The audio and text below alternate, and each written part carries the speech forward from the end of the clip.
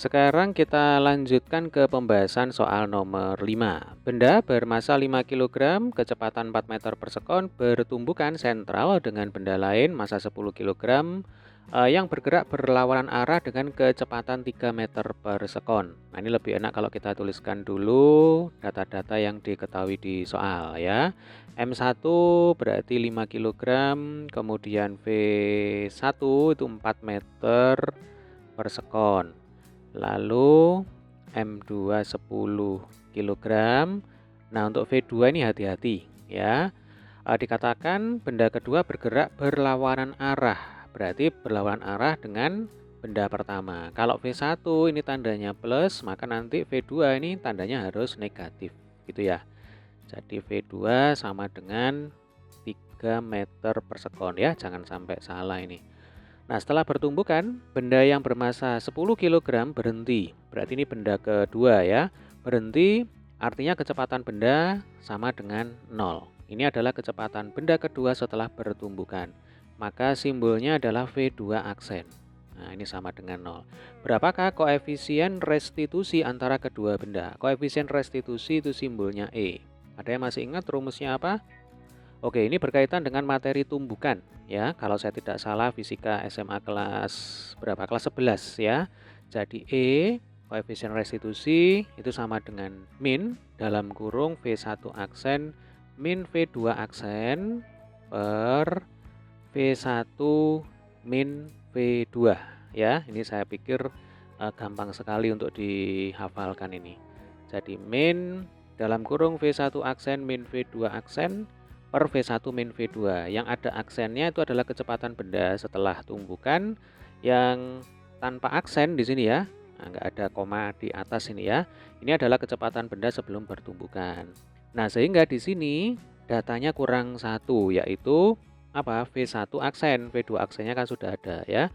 Sehingga langkah kita selanjutnya adalah menghitung berapa sih V1 aksen. Nah, cara ngitungnya bagaimana? Gampang, kita bisa menggunakan yang namanya hukum kekekalan momentum. Jadi prinsipnya setiap peristiwa tumbukan ya pasti tunduk dengan yang namanya hukum kekekalan momentum. Jadi momentum awal sama dengan momentum akhir. Berarti M1 V1 ditambah M2 V2. Nah, ini sama dengan M1 V1 aksen ditambah M2 V2 aksen ya. Langsung kita masukkan angkanya. Berarti ini 5 kali 4. Ini ya, 5 sama 4 ya. Kemudian plus 10 kali dalam kurung min 3 sama dengan 5 kali V1 aksen, ini yang kita cari, ditambah 10 kali 0. Nah, kalau bilangan dikalikan 0 kan ya sama dengan 0. Coret aja ya supaya nggak ruwet ya. 5 kali 4 ini 20. Lalu 10 kali min 3 itu berapa? Min 30. Berarti 20 min 30 sama dengan berapa? Min 10. Min 10 sama dengan 5V1 aksen. Berarti V1 aksen sama dengan min 2 meter per sekon. Loh, hasilnya kok negatif? Nah, ingat, kalau negatif itu berarti mau menunjukkan bahwasanya benda pertama ya itu bergerak berlawan arah dengan benda kedua gitu ya. Jadi kalau negatif itu pokoknya mau menunjukkan arah gerak bendanya itu berlawanan dengan gerak benda yang lain ya. Nah, langkah berikutnya adalah kita masukkan ke rumus koefisien restitusi. Nah, jadi di sini kita punya E sama dengan min V1 aksen berarti min 2 ya kan. Dikurangi V2 aksen berarti dikurangi 0. Tutup kurung per V1 min V2 berarti 4 dikurangi dalam kurung min 3. Tinggal dihitung ya. Min 2 dikurang 0 min 2. Kemudian ini minus kan ketemu minus. Berarti jadi plus ya Dek ya. Berarti di sini plus 2. Bawahnya ini 4 dikurangi min 3. Berarti 4 plus 3 sama dengan 7. Ya sudah ketemu ini ya. Berarti koefisien restitusinya sama dengan 2/7. Jawabannya adalah yang A. Sekarang kita ke soal nomor 6. Ketika 3 balok pada gambar di bawah ini dilepaskan dari keadaan rehat. Keadaan rehat itu berarti keadaan diam. Ketiga balok mengalami percepatan yang besarnya 0,5 meter per sekon kuadrat. Baik, percepatan itu simbolnya A, ya Dek ya. Berarti ini bisa langsung kita tebak. Soal nomor 6 ini nanti bisa kita selesaikan dengan hukum Newton yang kedua, yaitu A sama dengan apa coba? Sigma F per M total ya. Kita lanjutkan dulu. Balok 1 memiliki massa M. Nih, balok 1. Kemudian balok kedua memiliki massa 2M. Dan balok ketiga memiliki massa 2M. Berapakah koefisien gesekan kinetik antara balok 2 dengan meja? Berarti mejanya ini kasar ya. Maka punya yang namanya koefisien gesek kinetik. Simbolnya apa? Simbolnya mu K. Ya, jadi yang ditanyakan di soal mu K-nya ini berapa gitu. Nah, kalau kita cermati ya, benda pertama masanya M, benda kedua 2M, benda ketiga 2M. Berarti istilahnya di sini kan semacam tarik-tarian gitu kan, kuat-kuatan. Antara benda satu dan benda tiga ini menang mana? Logikanya karena benda tiga itu masanya lebih besar dibandingkan dengan benda pertama, ya berarti menang benda ketiga. Jadi pada benda ketiga ini kan bekerja gaya berat, yaitu W3, ya kan? Pada benda pertama ini juga bekerja gaya berat, sama-sama arahnya ke bawah ini ya. Ini W1. Nah, berarti W3 ini otomatis lebih besar ya dibandingkan dengan W1. Ini tarik-tarian berarti nanti yang menang itu adalah W3 ya, kayak tarik tambang itu ya. Nah, jadi di sini W3 lebih besar daripada W1. Maka nanti kalau kita bayangkan sistem katrol ini ya, itu akan menyebabkan benda ketiga ini turun ke bawah, katrolnya berputar searah jarum jam. Benda kedua ini bergerak ke kanan ya, terseret oleh benda ketiga. Katrol sebelah kiri ini berputar searah jarum jam. Kemudian benda pertama ini ketarik ke atas ya, akibat ulahnya W3. Nah, kira-kira seperti itu kalau kita bayangkan ya. Mungkin timbul pertanyaan, kok yang lain ini ada W1 dan W3, tapi untuk massa benda kedua ini kok tidak kita tampilkan W2-nya? Oke, nggak apa-apa, ini kita tampilkan saja. Ini W2 ya, W2 berarti nanti ya M2 kali G. Nah adik-adik, M2 ini kan bergerak searah dengan sumbu X ya. Ini kan pilihannya kalau tidak ke kiri ya ke kanan. Nah, sementara W2 ini kan arahnya nempel dengan sumbu Y. Berarti istilahnya kalau W2 itu kita proyeksikan searah sumbu X itu kan hasilnya 0. Bahasa gampangnya berarti W2 ini tidak mempengaruhi secara langsung pergerakan benda kedua. Maka W2 tidak perlu kita tampilkan sebenarnya.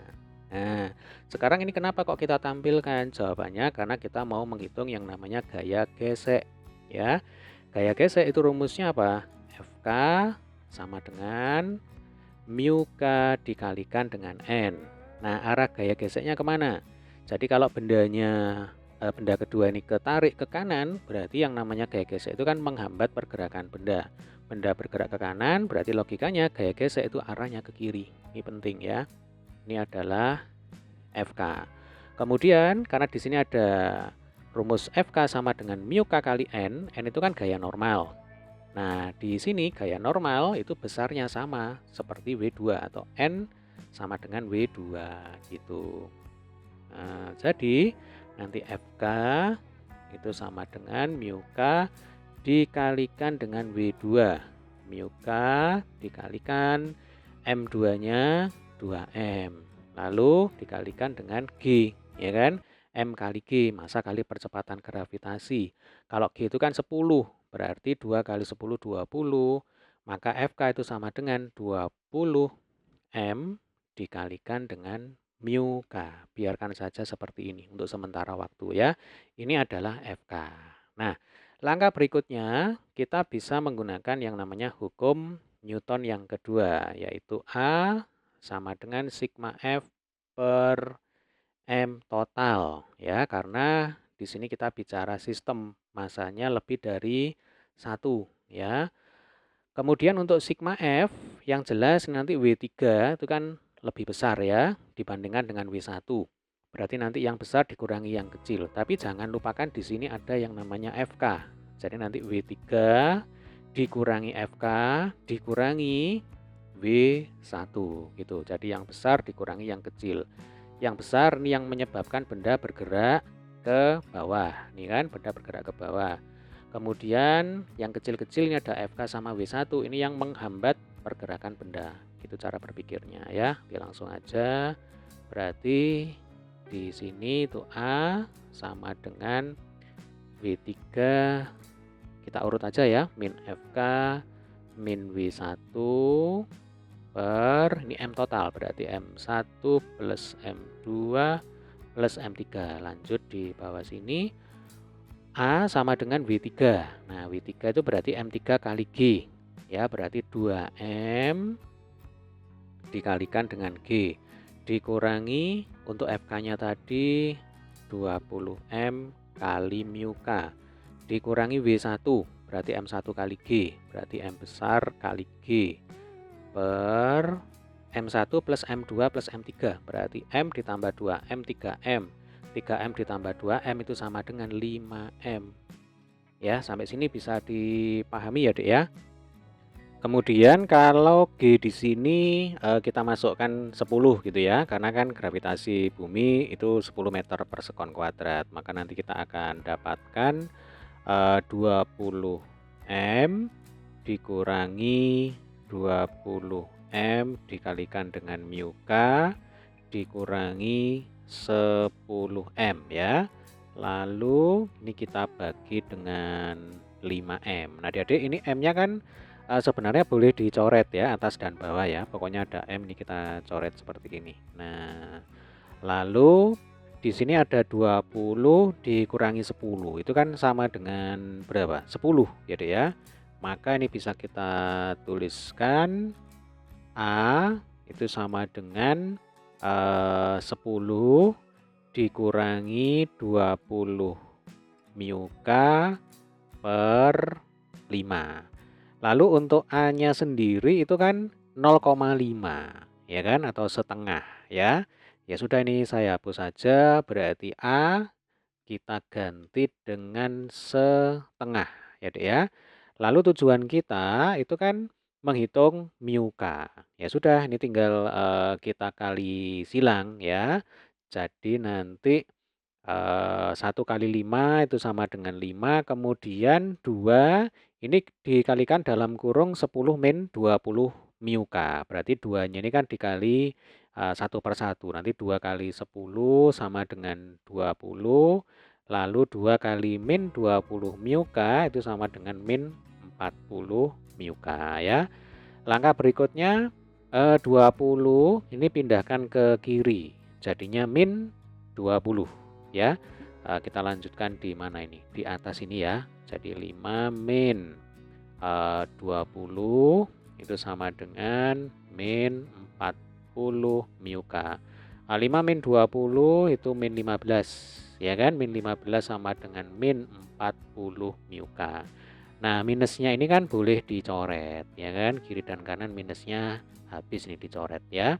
Selanjutnya mu K itu sama dengan berapa? 15 per 40. Tulis ini mu K sama dengan 15 per 40. Ini kalau disederhanakan. Coba kita bagi berapa enaknya. Atas bawah kita bagi 5 ya, Dek ya. Berarti 15 dibagi 5 3. Lalu 40 dibagi 5 itu 8. Ya sudah. Berarti mu K sama dengan 3 per 8. Nah, ini sudah ketemu ya. 3 per 8. Nah, sehingga nomor 6 jawabannya adalah yang D. Koefisien gesekan kinetik antara balok 2 terhadap meja sama dengan 3 per 8 ya. Gampang ya.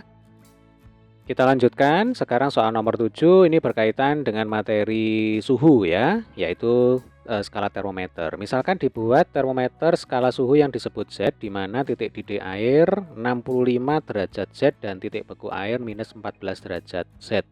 Suhu min 98 derajat Z sama dengan berapa Fahrenheit? Berarti di sini kita melibatkan dua termometer ya, satunya skala Z, satunya skala Fahrenheit. Nanti kalau digambar kira-kira seperti ini ya. Kita lengkapi dulu ini gambar soalnya. Jadi yang di atas ini disebut titik didih air ya. Suhu ketika air mendidih. Ini masing-masing menurut termometer Z sama termometer Fahrenheit. Kalau pada termometer Fahrenheit kita tahu air mendidih pada suhu 212 derajat Fahrenheit. Kalau Celcius kan 100 ya kan, 100 derajat Celcius itu berarti air mendidih. Sementara air membeku kalau skala Celcius itu di 0 derajat ya kan. Sementara kalau di Fahrenheit itu membeku di berapa? 32 derajat Fahrenheit. Ini harus ingat ya. Ini harus dihafalkan dan diingat. Sementara untuk termometer Z kita ikuti data yang ada di soal. Katanya air itu mendidih pada suhu 65 derajat Z ya. Kita tulis apa adanya ini. 65 derajat Z dan air itu dikatakan membeku pada suhu minus 14 derajat Z. Nah, tugas kita adalah mengkonversi, mengubah suhu min 98 derajat Z, berarti di bawahnya minus 14 derajat Z ya, posisinya ada di sini, bukan di atasnya sini ya, tapi di bawahnya sini, sini, anggap saja ini minus 98 derajat Z. Nah, ini saya panjangkan gitu ya.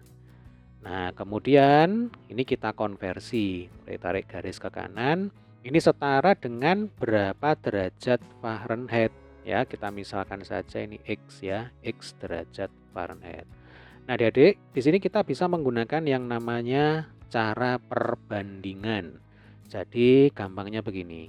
Ini yang dekat ya, kita bandingkan sama yang jauh nih. Kemudian ini dekat, kita bandingkan sama yang jauh. Apa maksudnya? Yang dekat ini berarti kan jaraknya 65 dikurangi negatif 14. Tulis dulu ya. Jadi 65 dikurangi minus 14. Ini jarak yang dekat. Untuk jarak yang jauh ya berarti 65 dikurangi min 98. Nah, apakah boleh dibalik? Boleh-boleh saja. Jadi kalau mau dibalik berarti yang jauh dibandingkan dengan yang dekat. Pokoknya harus konsisten dengan apa yang kita bandingkan di ruas kanan sama dengan ya. Kalau ini sudah terlanjur dekat banding jauh, maka yang di kanan miliknya skala Fahrenheit ya, Dek ya. Yang kita bandingkan ini juga dekat banding jauh gitu. Jadi untuk yang dekat 212 dikurangi 32. Untuk jarak yang lebih jauh ya berarti 212 dikurangi X. Ini yang ditanyakan ya di soal ya. Oke, tinggal kita hitung. 65 dikurangi 14 itu berarti sama dengan 65 plus 14. 65 plus 14 itu sama dengan berapa? 79 ya. Kemudian 65 dikurangi min 98 itu sama dengan 65 plus 98. 65 plus 98 itu hasilnya 163. Ini maaf ya, saya pakai kalkulator nih supaya cepat. Karena target kita yang penting adik-adik paham caranya, gitu ya. Kemudian 212 dikurangi 32 itu sama dengan 180 per, tulis apa adanya, 212 dikurangi X. Nah, adik-adik ini kalau kita cermati angka-angkanya ini sudah tidak bisa disederhanakan ini ya. Ini sudah dalam bentuk yang paling sederhana ya seperti ini. Ya sudah, berarti mau tidak mau ini harus kita kali silang, kita selesaikan ini ya. Sekali lagi saya minta maaf ini saya pakai kalkulator. Jadi 163 ini kita kali silang ya dengan 180 lalu 79 dikali silang dengan dalam kurung 212 min X ya. Yang pertama 79 kali 212. Sebentar, 79 kali 212 itu 16.748. 16748. Kemudian dikurangi 79X ya. Sama dengan 180 dikalikan 163. Ketemunya 29,340. Ini min 79X sama dengan 16,748 pindah ke kanan ya. Jadinya berubah tanda minus. Atau langsung aja nih 29,340 dikurangi 16,748. 16,748. Hasilnya 12,592. 12,592 ya. Berarti X itu sama dengan 12,592 per min 79. Berarti nanti hasil akhirnya pasti negatif ini ya. Kalau kita cermati di pilihannya ini semuanya negatif. Oke, tinggal kita hitung. 12,592 dibagi 79. Nah, ini sama dengan 159,392. Ini saya pakai kalkulator ya. Jadi 159,39. Nah, ini derajat Fahrenheit. Kalau kita cari di opsi, berarti jawabannya adalah yang B. Ini pembulatan ya. Minus 159,4. Oke, kita lanjutkan soal nomor 8. Cangkir aluminium kapasitasnya 100 cm3 ya. Ini berarti satuan dari volume. Diisi penuh dengan gliserin pada suhu 22 derajat Celcius. Berapa banyak gliserin jika ada yang akan tumpah keluar dari cangkir jika suhu cangkir dan gliserin dinaikkan menjadi 28 derajat Celcius. Jadi suhu mula-mula 22, kemudian setelah dipanaskan suhunya menjadi 28 derajat Celcius. Berarti akan terjadi apa? Terjadi yang namanya pemuaian, ya kan? Cangkir aluminiumnya memuai, berarti ada perubahan volume, lalu gliserin yang berada dalam cangkir aluminium tersebut juga memuai. Maka nanti masing-masing itu akan punya delta V, yaitu perubahan volume. Nah, ketika perubahan volume gliserin itu lebih besar dibandingkan dengan delta V atau perubahan volumenya si cangkir aluminium, maka dapat disimpulkan ada sebagian gliserin itu yang akan tumpah keluar. Itu maksudnya soal nomor 8 ini ya. Lalu di sini diketahui ada koefisien ekspansi volume gliserin. Sebenarnya ini singkatnya ya, koefisien muai volume gitu aja ya. 5,1 kali 10 pangkat min 4 per derajat Celcius. Lalu di sini ada istilah koefisien ekspansi linier. Ini maksudnya koefisien muai panjang. Jadi ini sengaja disulit-sulitkan gitu ya istilahnya ya, Dek ya. Yaitu koefisien ekspansi muai panjang aluminium 23 kali 10 pangkat min 6 per derajat Celcius. Untuk koefisien muai volume itu simbolnya gamma, ya kan? Ini simbolnya gamma, atau saya tulis ini aja ya. Gamma dari gliserin itu sama dengan 5,1 kali 10 pangkat min 4 per derajat Celcius. Selanjutnya koefisien muai panjang ya. Koefisien muai panjang itu berarti alfa. Jadi ada alfa, ada beta, ada gamma kan gitu ya. Kalau alfa itu koefisien muai panjang, lalu kalau beta itu koefisien muai luas, sementara kalau gamma itu koefisien muai volume. Gitu sebenarnya. Jadi di sini alfa dari aluminium. Nah, sama dengan 23 kali 10 pangkat min 6 per derajat Celcius. Nah adik-adik, selanjutnya alfa dari aluminium ini harus kita kalikan 3. Karena yang kita butuhkan itu adalah koefisien muai volume ya. Kita tahu gamma itu sama dengan 3 kali alfa. Ini sambil review tipis-tipis lagi nih materinya ya. Jadi gamma itu sama dengan 3 kali alfa. Berarti gamma dari aluminium itu sama dengan 3 kali alfa dari aluminium. 3 kali 23 itu sama dengan berapa? 69 ya Dek ya. Berarti 69 kali 10 pangkat min 6 per derajat Celcius. Jadi nanti yang kita pakai itu adalah gamma dari gliserin dan gamma dari aluminium. Untuk alfa dari aluminium ini sudah tidak kita gunakan lagi ya. Oke, langkah selanjutnya adalah kita akan menghitung delta V dari masing-masing benda dari cangkir aluminium dan gliserin ya. Rumus untuk menghitung delta V, ada yang masih ingat? Ini kita pelajari waktu dulu ketika kita belajar tentang bab suhu dan kalor, ya. Jadi delta V itu rumusnya adalah V0 dikalikan dengan gamma dikalikan dengan delta T. Ini rumus umumnya. Apa itu V0? V0 adalah volume awal, ya. Gamma jelas itu adalah koefisien muai volume. Kemudian delta T itu perubahan suhu, jadi suhu akhir dikurangi suhu awal. Kalau delta T ya berarti 28 dikurangi 22, berarti kan 6 ya. Kemudian di sini gamanya sudah ada ya untuk masing-masing benda. Nah, berapa V0-nya? V0 itu berarti sama dengan 100 cm kubik. Jadi volume awal dari cangkir 100 cm kubik. Lalu volume awal dari gliserin itu juga 100 cm kubik. Perhatikan ini kalimatnya.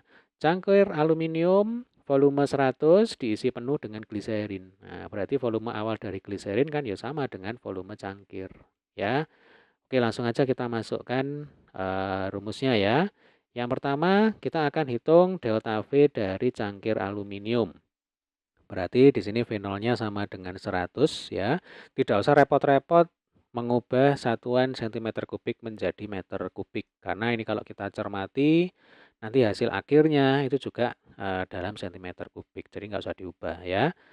Lalu ini kita kalikan dengan gamma dari aluminium, yaitu 69 kali 10 pangkat min 6. Lalu kita kalikan dengan delta T. Delta T-nya berarti 28 min 22 ya. 28 min 22 itu 6.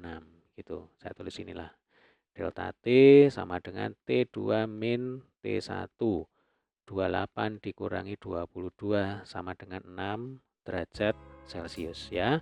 Langsung kita masukin sini 6. Nah, tinggal dihitung ini ya. Jadi 6 kali 100 itu 600. Atau gini aja, 69 kali 6 dulu ya. 69 kali 6 itu kalau dihitung hasilnya 414 ya. Tulis ini 414. Lalu ini ada 100 itu kan 10 pangkat 2. Kita kalikan dengan 10 pangkat min 6. Berarti 10 pangkat 2 kali 10 pangkat min 6 itu ya sama dengan 10 pangkat min 4. Letakkan sini ya. Ini satuannya cm kubik. Nah, ini adalah delta V atau perubahan volume yang dialami oleh cangkir aluminium ya. Berikutnya kita akan menghitung delta V gliserin ya. Rumusnya sama seperti ini. V0 kali gamma kali delta T. V0-nya sama-sama 100. Kemudian untuk gamma yang kita gunakan berarti ini 5,1 kali 10 pangkat min 4 ya. Ini gamma dari gliserin. 100 kali 5,1 kali 10 pangkat min 4. Lalu adik-adik kalikan dengan delta T. Delta T-nya di sini berarti 6 ya. 5,1 kalau kita kalikan dengan 6 ya, 5,1 kali 6 itu hasilnya 30,6.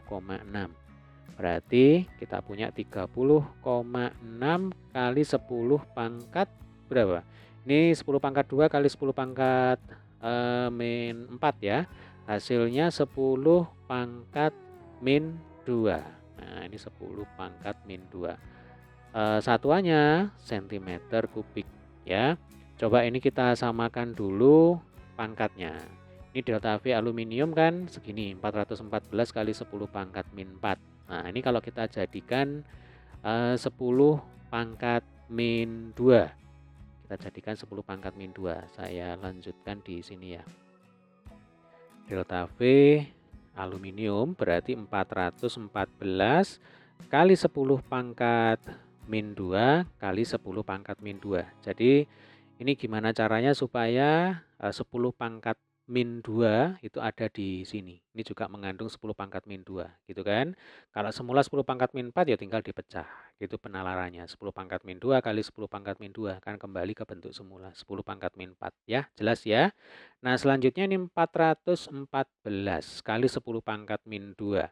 Artinya 414 ini dibagi 100, ya kan? Sama dengan berapa? Sama dengan 4,14. Nah, ini kali 10 pangkat min 2. sentimeter kubik.